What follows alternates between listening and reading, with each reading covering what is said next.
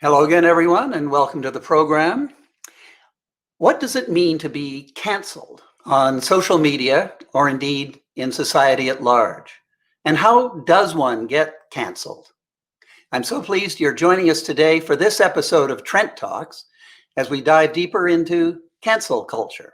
I'm Stephen Stone, Trent University Chancellor and proud alumnus. Joined today by Dr. Karleen Pendleton Jimenez, professor in the School of Education, as well as Gender and Social Justice, and Dr. Liam Mitchell, chair and associate professor of Cultural and Media Studies. As always, we would like to first respectfully acknowledge that Trent University is located on the treaty and traditional territory of the Mississauga Anishinaabe. We offer our gratitude to the First Peoples for their care for and teachings about our earth and our relations. May we honor those teachings. Karleen and Liam, welcome, and thank you for joining us today.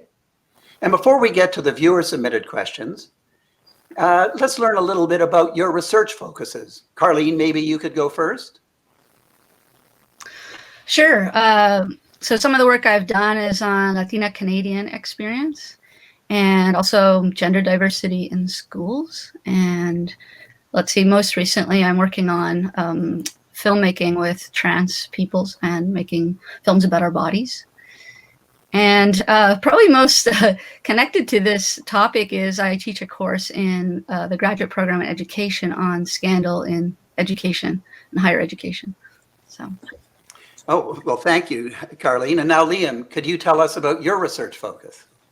Sure. I work on new media and video games, mostly video games these days, but I earlier had a pretty active interest in websites like Facebook and Reddit and 4chan. And I think about them in terms of cultural politics. I'm no expert in cancel culture by any stretch, but I am very interested in kind of the interface between, psychological formations like guilt and shame and stuff like that, and how that gets channeled or diverted through new media. So I think cancel culture is a pretty good example.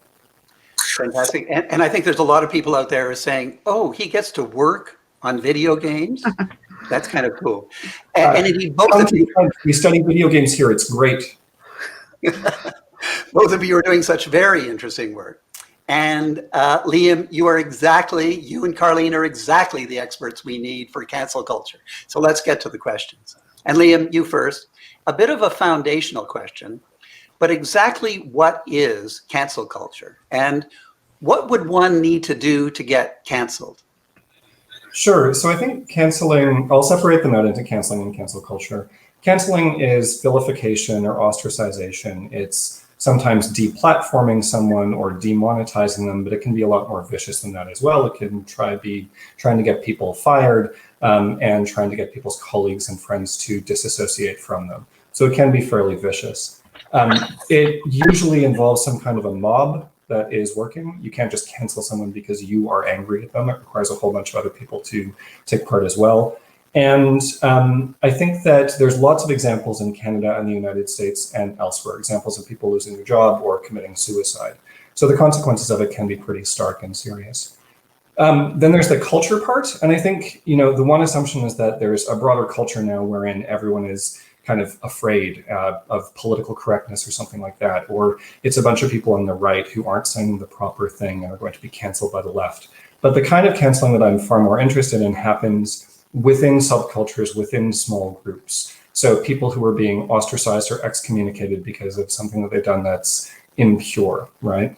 And so that for me is kind of where I try to focus and to think about cancel culture, and I've got some examples I hope we'll get to bring up later. Karleen, turning to you, when canceling occurs, it seems to often provoke a counter-reaction that free speech is being denied. So is cancel culture really a debate about what limits on free speech a society, such as a social platform, a country, or indeed a university campus? What limits on free speech a society deems appropriate with claims of hypocrisy when one's favored views are treated more leniently than one's unfavored views? I think that cancel culture makes hypocrites of all of us, and we should just own that, number one. But the larger question of freedom of speech, I think, is really important. So in Canada, the threshold for freedom of speech is very high. Basically, unless you threaten to murder someone or advocate the genocide of a people, you're allowed to say it. You're allowed to walk the streets, and it's upsetting too, because we would like to say that a lot of language we wouldn't want to hear, but the fact is you can say it. So this makes me think of a few years ago, a couple decades ago, at a queer rally in the United States. An activist said it's really important for us to think about the difference between legal rights and the right to consume. And what she meant was that, whereas kind of Ellen came and different gay shows on TV came, a lot of queers felt, oh, well, maybe we've made it. Maybe we're going to be okay. And she said, no, because we can still be discriminated against. We could still lose our jobs. And so until we have the legal rights, we shouldn't confuse that with the right to consume something, right? So I look at this the opposite. They're saying this is a freedom of speech issue, but legally you are allowed to say almost anything in this country. But are there consequences to your speech? Yes. You don't have the right to say anything and not hear consequences, right? So, if you say, like the guy Barilla in Italy said, we would never have gay people as a family represent our pasta. Well, then we can boycott that person. And that's okay. I don't see any reason. That's not illegal. So what are we talking about? I don't think we're talking about the freedom of speech, even though that's what people often say. I don't think that's what we're talking about. I think it's the freedom to not lose your job, the freedom to maintain a wealthy lifestyle. That's what we're talking about. We are not talking about the freedom of speech. So I think that's important to put that down there. Well, and Liam, public shaming seems to be the underlying message of canceling. So back to basics.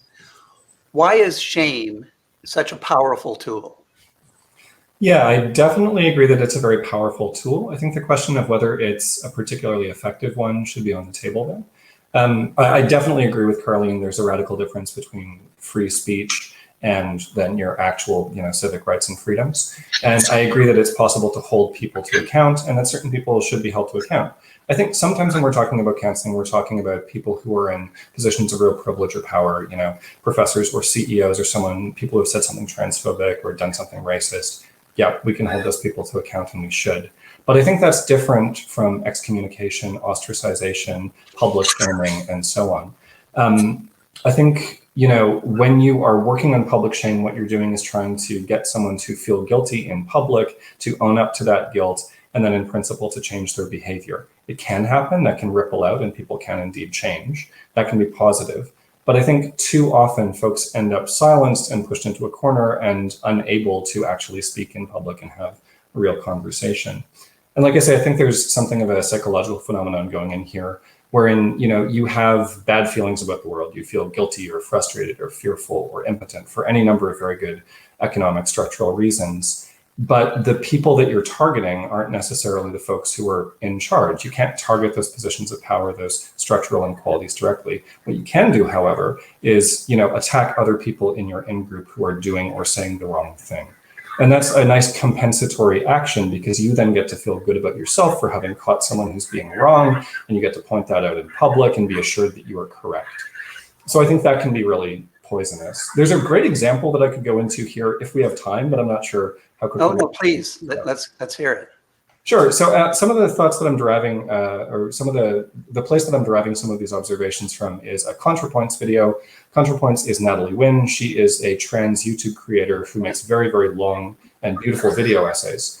And she put together a video essay called Opulence, which featured a 10-second clip of a trans actor named Buck Angel reading a John Waters line, just 10 seconds. The trans community was furious about this, or at least some parts of it were, because Buck Angel is sometimes perceived to be or he has said explicitly, I think there's a difference between being transgender and being transsexual. And so a number of people in the trans community said, well, that's non-binary phobic, that's tremendously problematic. ContraPoints, how could you dare platform this terrible, terrible person? So she was asked to disavow him. She didn't do that immediately. She didn't do it at all. And then her friends were asked to disavow her, and it kind of spiraled and cycled, and she found herself canceled. She didn't, feel shame and then recant. What she did was to make a very, very long video essay explaining the complexities of the situation. So I don't think shame is a useful tool at the end of the day. I don't think you can force people to feel or think or say the right thing. I think it often has the opposite effect. I mean, one thing I would say is that I would like to see is maybe the idea of time thought about more clearly in cancel culture. Like, let's take some time to try to read and process and kind of think about where we're at. But I mean, those examples do exist, but the examples that I see more readily are with people with a lot of power being questioned. I mean, cancel culture to me is, you get caught sexually harassing or sexually assaulting somebody. You might say something racist. You might say, you might put on blackface. There's tons of examples where I think cancel culture is really important, right?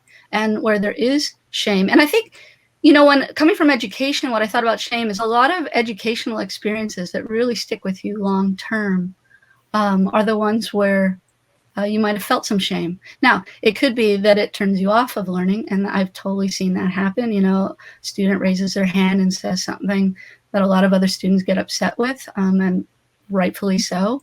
And then that student might not speak, right? So there's that kind of example. But then there's also the many examples of people, even I think in my own life, when I was a kid, right? I was a very butchy girl, and then there was a femmy boy, and I was terrible to him, and I'm ashamed of that. I'm still to this day ashamed because, clearly I was like, let's tease him so I don't get teased.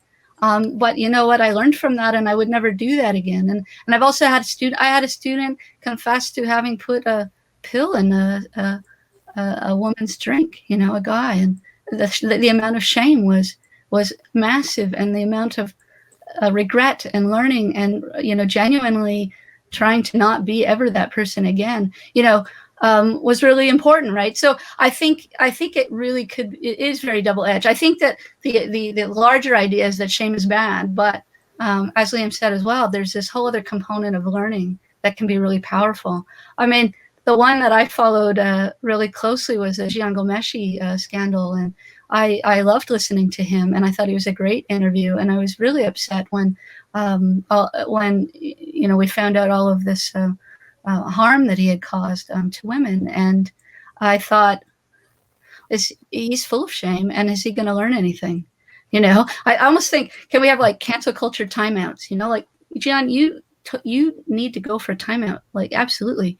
And then he went for 4 years, and then he wrote a piece, and I read it, and I thought, no, he's still not there yet, but he's moving, but he's not, but I still want to see more movement. So I'm not saying that it always happens, and the simple apology and I'm ashamed, that's not what we're talking about. We're talking about that kind of deep, long emotional work that might make somebody into a better person, or might make less harm or more harmful practices less harmful, Well, very briefly to that, if you don't mind. I think Karleen's absolutely right to emphasize the kind of temporal dimension of this. Often I think what is demanded by people who are canceling others online is that they recant immediately and immediately profess that shame and say, I'm sorry, I have sinned, please forgive me. And I think, like Karleen's saying, that work of internalizing that shame, working with it, making it productive instead of displacing it somewhere else, that takes time often, and it might be a few hours or days or months, right? So I think one of the pressures of the internet is to force people to recant immediately on Twitter in public, to disavow, and that's problematic for sure.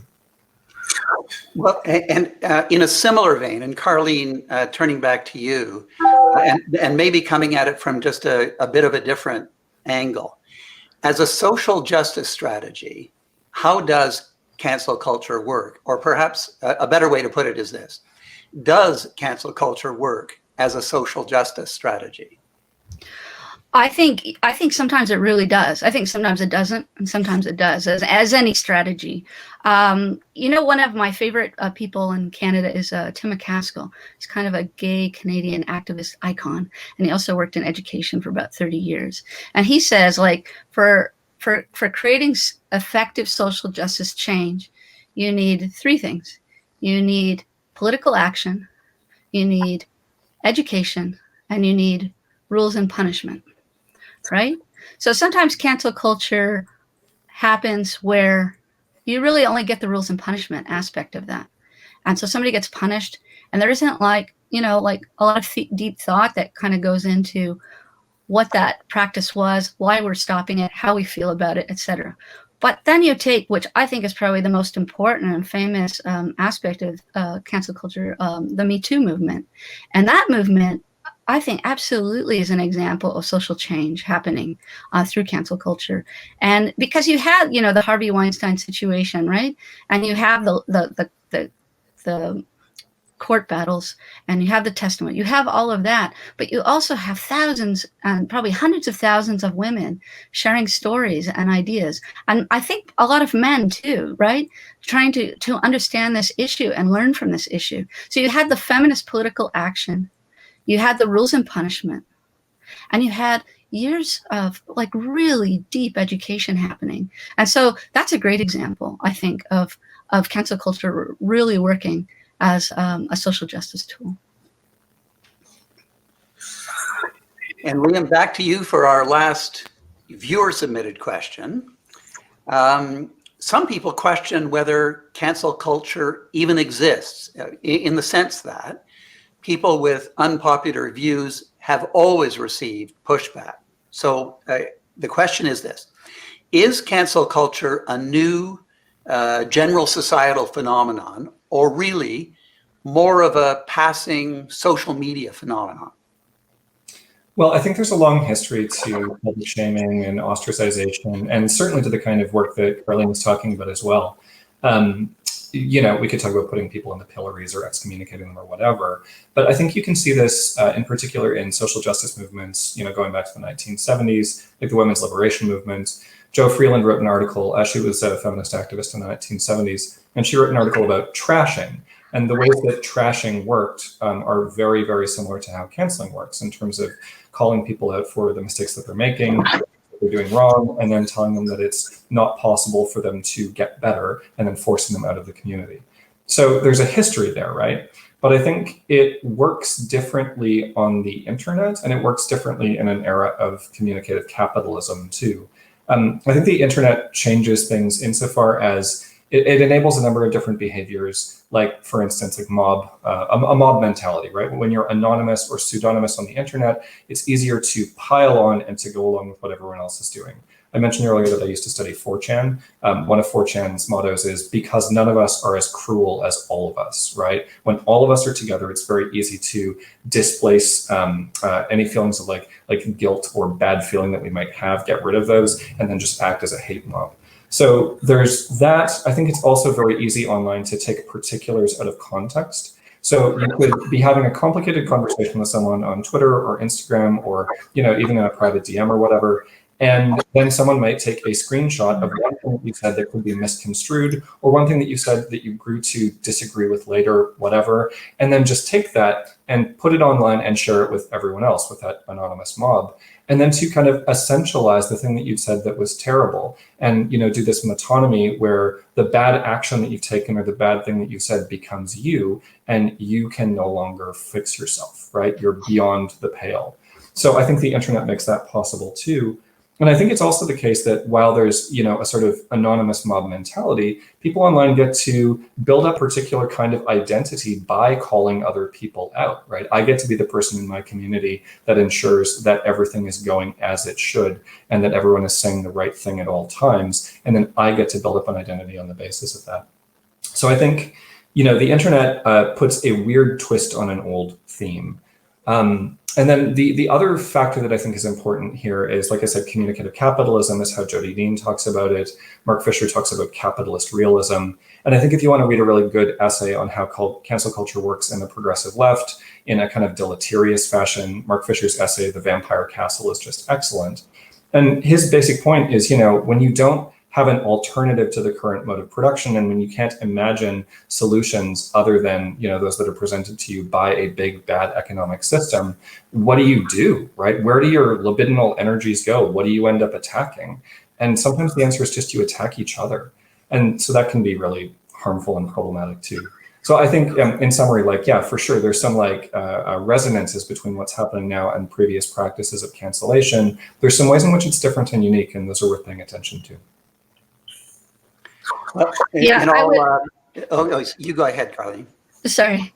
I would add to that. Yeah, when I first started reading everything up for this, preparing, I had a hard time figuring out what cancel culture was exactly, because it seemed like it was everything and nothing at the same time. And honestly, I feel like the best definition of it is kind of a call out against left-wing people, because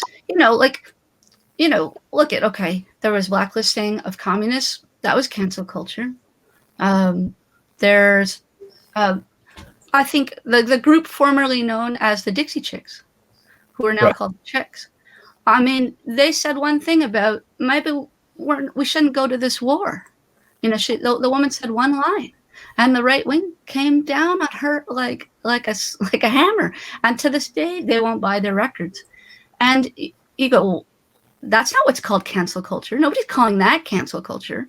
So then what are we talking about exactly when we're using this? I feel like it's a cheapened term, like when we started saying, you can't say this about women, you can't say this about people of color or queers, it's not cool. And then they said, oh, you're being politically correct. Yeah. That's what it reminds me of. It's like a cheap term. I mean, listen to it. Cancel culture. It sounds like some, cleaning product you'd go buy at 7-Eleven or something and clean off your shelf. It doesn't sound like a real word with feeling and emotion and politics and all of that. So anyway, when I think about what it is, I think it is really important to realize that all kinds of people are asked to not talk or are canceled in some way by left wing, right wing, in history, now, in the future, etc. It's more the idea that when you speak, there will be consequence. So I guess my point would be not to cheapen it, but to really spend time listening and reading and finding out what actually happened in a situation.